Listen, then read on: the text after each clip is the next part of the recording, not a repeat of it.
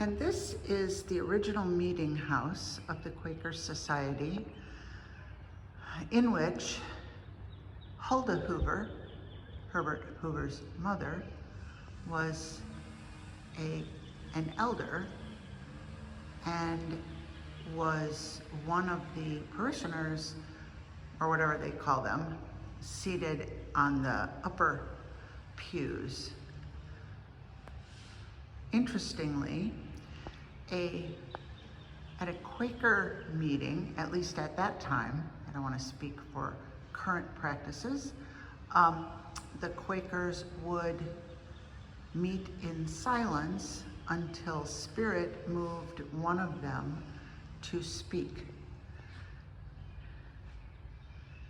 And so sometimes the meetings were quite long as they waited for people to be moved by Spirit. Men and women sat on separate sides of the meeting hall so that women felt free to speak when so moved. This building was originally, it's starting to rain, that out there is the Presidential Library, which I am not going to take the time that it requires to do it justice.